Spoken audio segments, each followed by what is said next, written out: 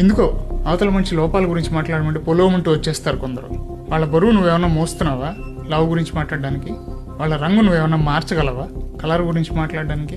వాళ్ళ హైట్ నువ్వేమన్నా పెంచగలవా పొట్టి పొడుగుల గురించి మాట్లాడడానికి? వాళ్ళ కష్టాలు నువ్వేమన్నా తీరుస్తున్నావా వాళ్ళ ఆదాయాల గురించి మాట్లాడడానికి? వాళ్ళ పుట్టుక నువ్వేమన్నా మార్చగలవా కులాలు గోత్రాల గురించి మాట్లాడడానికి?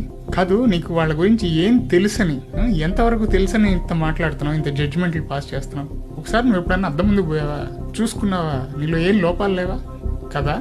మన దగ్గర అన్ని పెట్టుకుని పక్కన వాళ్ళ లోపాల గురించి అవసరం అంటావా? మాటలు ఏముందిలే, నలుగురు మధ్యలో ఉన్నప్పుడు 100 మాట్లాడతాం, కానీ ఆ 100 మాటలతో ఒక్కరిని కూడా బాధ పెట్టకుండా మాట్లాడడమే సంస్కారం.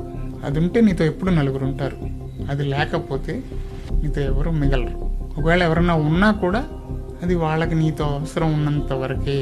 ఇలాంటివి లావు పొట్టి పొడుగు సన్నం కులం గోత్రం whatever so and so ఎక్కిరిచ్చేవాళ్ళు అంటారు చూసారా, అది బయట వాడైనప్పుడు మనకు పెద్ద బాధ అనిపించదు. స్ట్రాంగ్ మైండెడ్ పీపుల్ అయితే తిరిగి అనేస్తాం, కొంచెం వీక్ మైండెడ్ పీపుల్ అయితే మన వాళ్ళకి చెప్పుకోవడం లేకపోతే మనలో మనమే బాధపడడం ఏదో చేస్తాం. కానీ ఇలాంటి మాటలు మన గురించి అన్నీ తెలిసిన వాళ్ళు, మనం సెన్సిటివ్ అని, ఈ పలానా మ్యాటర్ టచ్ చేస్తే మనం బాధపడతామని తెలిసిన వాళ్ళు కూడా అంటారు చూడండి, దాన్నే నరకం అంటారు. జోక్ ఇస్తే జోక్ని జోక్లా తీసుకోవాలి అంటే తీసుకోగలిగే వాళ్ళకి బాగానే ఉంటుంది, కానీ తీసుకోలేని వాళ్ళు కూడా ఉంటారు.